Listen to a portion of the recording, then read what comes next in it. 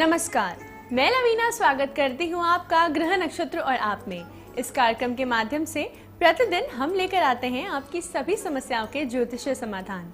आपको बताते हैं आपका दैनिक राशिफल, बताते हैं वो उपाय जिनसे आप अपने दिन को और भी सफल बना सकते हैं, साथ ही साथ हर दिन का खास गुरु मंत्र।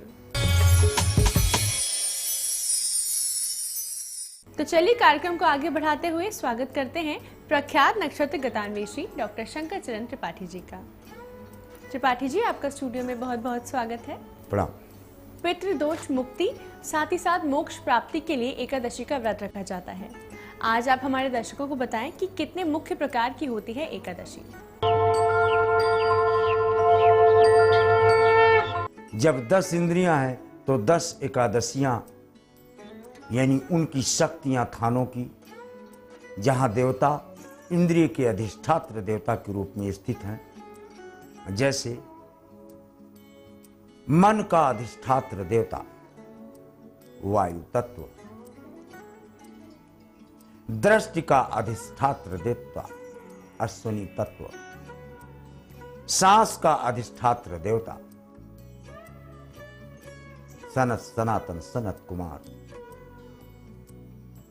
अनहतनाथ का अधिष्ठात्र देवता स्वयं गायत्री या इला। इस प्रकार से हमारे शरीर के अंदर अंगों में हृदय का अधिष्ठात्र देवता स्वयं आत्मा, जठराग्नि का अधिष्ठात्र देवता स्वयं देवगुरु बृहस्पति, मेरुदंड यानी कमल स्पाइनल कॉर्ड का अधिष्ठात्र देवता स्वयं यमराज। लाइकवाइज उपस्थ, मेरु, दंड और टांग तथा पैर, सब में ये जितनी हमारी इंद्रियां हैं, जिसमें 5 कर्मेंद्रियां और 5 ज्ञानेंद्रियां, इसके अनुसार हमारी एकादशियों यानी उनकी शक्तियां।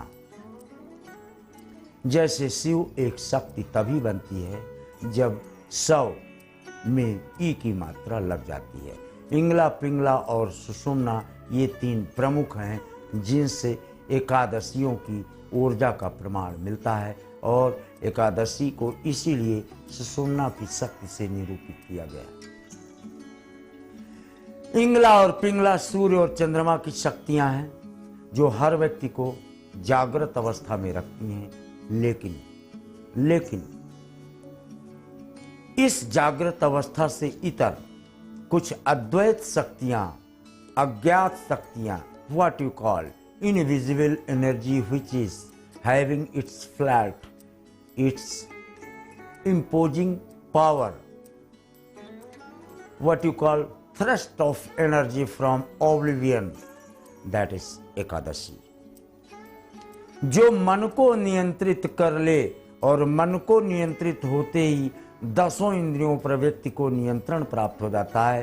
और जब 10 इंद्रियों और 1 एकादश 11वां मन, ये एक मुश्त नियंत्रण की अवस्था को प्राप्त हो जाते हैं, तो मम पद नहीं ओ बांध पर डोरी,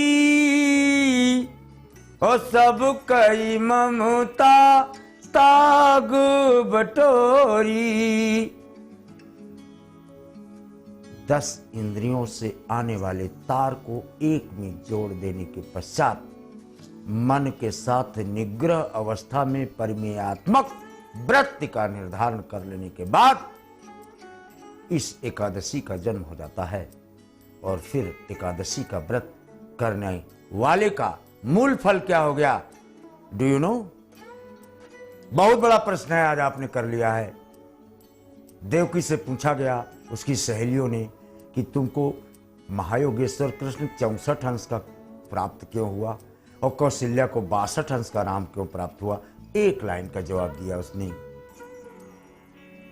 तृष्णा क्षुधा क्रिया योगम एकादश्याम विप्रभोजन आयुरारोग्य मारोग्यम तस्याहम योग कृष्णित। मैं आजीवन एकादशी का व्रत की और ब्राह्मणों को भोजन कराया यथाशक्ति सामर्थ्य के अनुसार। इस कारण से मुझे महायोगेश्वर कृष्ण की प्राप्ति हुई, जिसमें एकादशी के 11 स्वरूप मेरे शरीर के अंदर 6 भावों से युक्त होकर 66 की संख्या का सृजन किया, जिसमें 2 शब्द 2 संख्याएं स्वयं महायोगेश्वर कृष्ण के योग की हैं और 64 योगिनियों की हैं। इसके कारण एकादशी का व्रत करने वाला जातक 64 प्रकार की योगिनियों से युक्त होकर अपने शरीर को, आत्मा को और क्रिया को, तीनों को एक लाइन में पहुंचाकर अपने लिए मोक्ष का दरवाजा खोल देता है, ऐसा प्रमाण से जाना।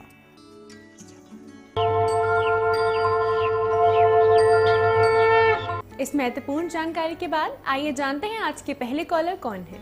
मुझे प्रणाम, मैं महेश बंसल जयपुर राजस्थान से बोल रहा हूँ। मेरी बच्ची डेजी गुप्ता के बारे में मुझे प्रश्न करना है कि डेट ऑफ बर्थ 18 जनवरी 1995 रात्रि 9:27 पर भरतपुर राजस्थान में। उसका 2-3 साल से स्वास्थ्य ठीक नहीं रहता है और वो किसी भी काम में कंसंट्रेट नहीं कर पाती है। तो मैं उसके फ्यूचर के बारे में जानना चाहता हूँ कि उसका फ्यूचर आगे कैसा रहेगा, लाइफ सुखी रहेगी या दुखी रहेगी। सिंह कर्कश लेसा, जाओ कहीं समुद्र पूर्णिमा के दिन इसको समुद्र के दर्शन करा लाओ, फिर ये बिल्कुल शिस्त एकदम स्वस्थ होगी।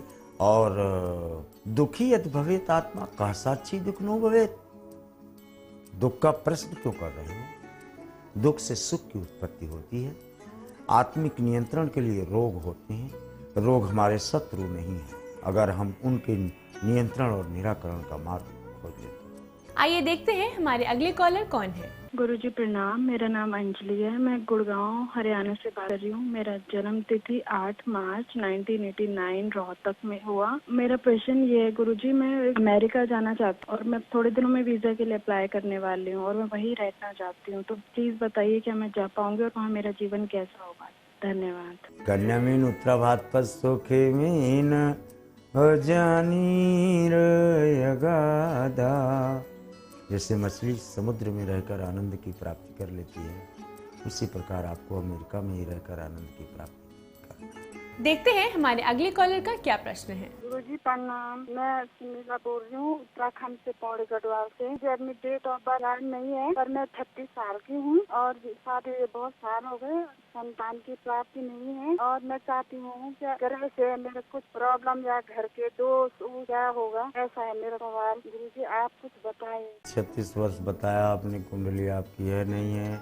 आप एक को प्रश्न एक बार फिर करना पड़ जाएगा। पतिदेव की आवाज़ और अपनी आवाज़ एक साथ दो।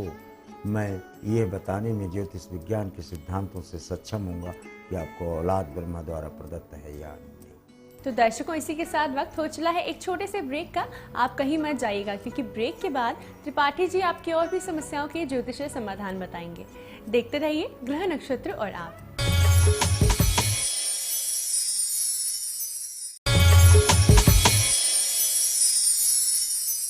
ब्रेक के बाद स्वागत है आपका ग्रह नक्षत्र और आप में। आइए जानते हैं हमारे अगले कॉलर कौन है। गुरुजी प्रणाम, मैं कृष्ण दिल्ली से बोल रहा हूँ। मेरी डेट ऑफ बर्थ 12/8/1963 है। समय है 8 PM। मेरा प्रश्न ये है कि मैंने कई व्यापार करे, उसमें मुझे कर्ज हो गया और मेरी ये बताएं कृपा करके मेरी आर्थिक कब तक ठीक होगी। धन्यवाद। कुंभ बृहस्पति का दोस्त द्वादश शनि पर मैंने कभी बताया होगा कि दर दर की ठोकर ओ खिलाती रहेगी। ओ कैसे पड़ी है ये मीन की शनिचरी। मीन के शनिचर में बुधवार के दिन जरा बकरियों को हरा घास या चना कुछ भी जरा खिलाओ, स्थायित्व प्राप्त होगा, अन्यथा टोटल व्यापार आपको 13 करने हैं।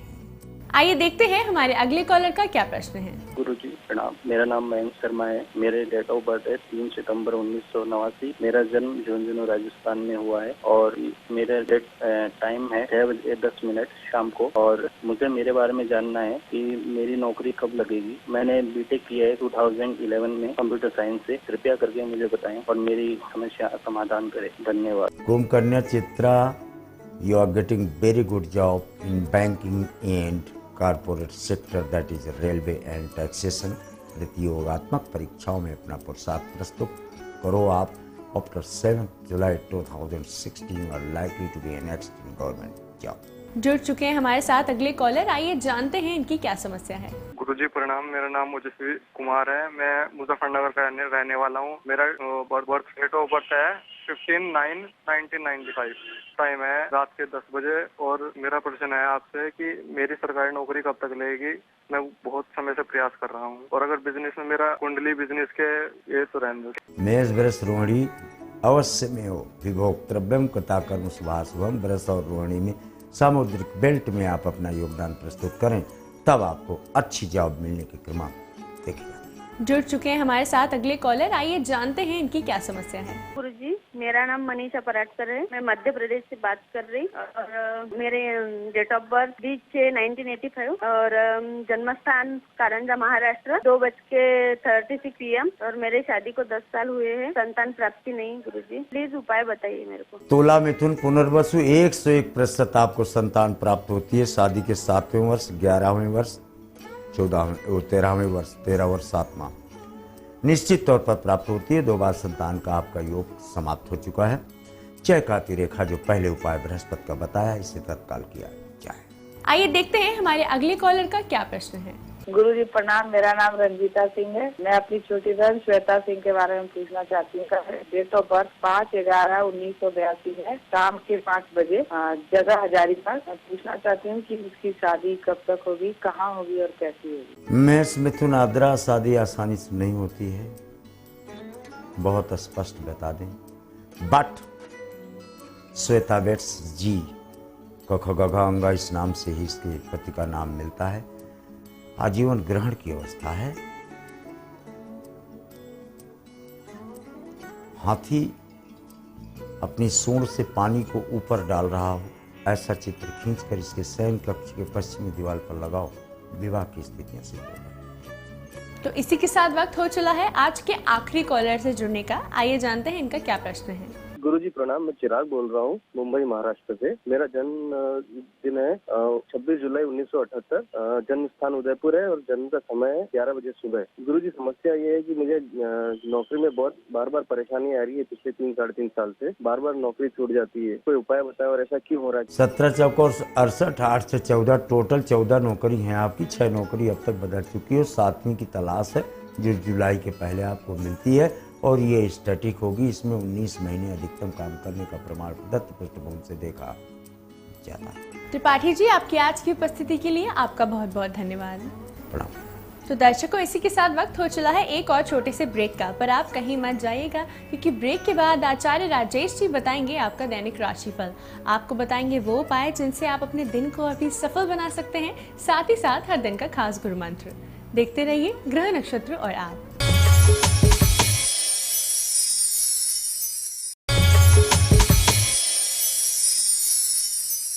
ब्रेक के बाद स्वागत है आपका ग्रह नक्षत्र और आप में। इस समय स्टूडियो में हमारे साथ मौजूद हैं आचार्य राजेश जी। राजेश जी, आपका स्टूडियो में बहुत बहुत स्वागत है। नमस्कार। आज है दिनांक 23 जून और दिन है गुरुवार। आइए जानते हैं क्या कहता है आज का पंचांग। आषाढ़ मास कृष्ण पक्ष तृतीया तिथि गुरुवार का दिन। शुभ समय प्रातः 9 बजे से 10:30 तक। राहु काल दोपहर 1:30 से दोपहर 3 बजे तक। आज चंद्रमा है मकर राशि में। तो ये था आज का पंचांग। आइए जानते हैं क्या है आज विशेष गुरु मंत्र में। मित्रों, आज संकट चतुर्थी का दिन है, और संकट चतुर्थी का दिन जैसा कि नाम से ही स्पष्ट है कि संकट अर्थात जो कोई भी कष्ट आते हैं उनका निवारण करने वाली चतुर्थी है। यदि आप किसी भी प्रकार की समस्या से ग्रसित चल रहे हैं तो ऐसे समय में व्यक्ति को चतुर्थी सबसे अधिक फलित होती है। और बुध के कारण विशेष रूप से कहीं कोई समस्या आ रही हो या बुध की महादशा हो और उसमें परेशानी आ रही हो तो संकट चतुर्थी का व्रत जरूर करना चाहिए। और विद्यार्थियों को स्वैच्छिक सफलता के लिए तो इस व्रत को करना ही चाहिए। 12 राशियों के लिए कैसा रहेगा उनका दिन, साथ ही साथ किन उपायों से आप अपने दिन को और भी खास बना सकते हैं, आइए जानते हैं आचार्य राजेश जी से। मेष राशि वाले व्यक्तियों का आज दिन व्यावसायिक दृष्टि से बहुत अच्छा दिन है। कुछ अच्छी सफलताएं मिलेंगी और पिता पक्ष की तरफ से शुभ सूचनाओं की प्राप्ति भी होगी। आज आपका दिन बहुत अच्छा रहे, उसके लिए हनुमान जी के दर्शन करें। वृषभ राशि, वृषभ राशि वाले व्यक्तियों का वैसे दिन अच्छा है, भाग्य स्थान का चंद्रमा है, लेकिन मंगल शनि का जो आपके ऊपर प्रभाव है कहीं ना कहीं संकेत दे रहा है कि आपकी बातों के माध्यम से कोई अच्छा व्यक्ति आपसे बुरा मान सकता है। इसका थोड़ा ध्यान रखें। आज के दिन को अच्छा गुजारने के लिए दूसरे व्यक्ति को मान सम्मान पूर्ण दें। मिथुन राशि, आपका दिन अच्छा है, अच्छे सफलताओं के योग बनते हैं, लेकिन पैर के स्वास्थ्य को थोड़ा सा ध्यान देना चाहिए। वो खाने पीने पर थोड़ा सा नियंत्रण रखना चाहिए। आज आपका दिन अच्छा रहे उसके लिए अपने भगवान के पास में एक दीपक जरूर लगाएं। कर्क राशि, कर्क राशि व्यक्तियों का दिन अच्छा है पारिवारिक सफलता के लिए, और जिन लोगों से आपको संपर्क करना है परिजनों के माध्यम से उनसे विजयश्री की प्राप्ति होगी। आज कोई कार्य ऐसा नहीं करें जिससे कि परिजन आहत हों। आज आपका दिन अच्छा रहे उसके लिए घर में एक कलश भरकर जरूर जाएं। सिंह राशि, सिंह राशि व्यक्तियों का आज दिन वैसे बहुत अच्छा दिन है, लेकिन कार्य आपके पास बहुत अधिक है और वह सब आपको संपन्न करने हैं। तो जो भी आप काम करने जा रहे हैं उसमें आपको किसी न किसी अन्य व्यक्ति के सलाह की आवश्यकता होगी। दिन उत्तम रहेगा। आज जिस व्यक्ति से सलाह ले रहे हैं उसको पारिश्रमिक जरूर दें, अन्यथा उसे मिठाई खिला दें। कन्या राशि व्यक्ति का बहुत अच्छा दिन है, अच्छी सफलताओं का दिन है, और जो काम आपको करने हैं अकेले ही वह कार्य संपन्न हो पाएंगे। मित्र चाहते हुए भी आज आपकी मदद नहीं कर पाएंगे। आज के दिन को अच्छा गुजारने के लिए चिड़ियों को उबले हुए चावल जरूर डालें। तुला राशि, तुला राशि व्यक्तियों को आज अपनी वाणी पर संयम रखना होगा। आपके काम बन रहे हैं, लोग आपकी मदद कर रहे हैं, परंतु धैर्य की कमी के कारण जो आप गलत काम कर रहे हैं यह ठीक नहीं है। इसका थोड़ा ध्यान रखें। आज आपका दिन अच्छा रहे, नुकसान ना हो इसके लिए घर से गुड़ खाकर अवश्य निकलें। वृश्चिक राशि, वृश्चिक राशि व्यक्तियों का दिन अच्छा, और मुझे लग रहा है आज सबसे अच्छी राशि वृश्चिक राशि है। सभी तरफ से अच्छे फलों की प्राप्ति होगी। निश्चिंत रहकर कार्य करें। आज आपका दिन अच्छा रहे, माता देवी की आराधना करें। धनु राशि, धनु राशि व्यक्तियों का आज दिन अच्छा है, रुके धन की प्राप्ति होगी और धन के अभाव में भी कई प्रकार के काम संपन्न हो जाते हैं। ये आज आप स्वयं देखेंगे। आज के दिन को सुखमय गुजारने के लिए भगवान को तुलसी समर्पित करें, वह तुलसी स्वयं निकले, अच्छा होगा। मकर राशि व्यक्तियों का दिन अच्छा है, शांति भरा दिन है, और जिन लोगों से आपको संपर्क करना है वह भी आज आपके पास उपलब्ध रहेंगे। कुल मिलाकर आज आप मेहनत करते रहें, लाभ जरूर मिलेगा। आज के दिन को अच्छा गुजारने के लिए अपने इष्ट देव को सफेद पुष्पों की माला समर्पित करें। कुंभ राशि, कुंभ राशि व्यक्तियों का दिन अच्छा है, लेकिन आज आपको थोड़ा अधिक मेहनत करनी होगी। लोगों से मिलना होगा, एक शहर से दूसरे शहर जाना होगा, कुछ धन की व्यवस्था भी करनी होगी, तो सब तरफ की व्यवस्थाओं को करके निकलें, अच्छा होगा। आज के दिन को अच्छा गुजारने के लिए लाल चंदन जरूर लगाएं। मीन राशि, मीन राशि वाले व्यक्तियों का अच्छा दिन है, सफलताएं अच्छी मिलेगी। मुझे लग रहा है आज मीन राशि वाले व्यक्ति ही सबसे अधिक फायदे में हैं, सभी तरफ उत्तम फल प्राप्त होंगे। आज आपका दिन अच्छा रहे, फलों का वितरण करें। राजेश जी, आपकी आज की उपस्थिति के लिए आपका बहुत बहुत धन्यवाद।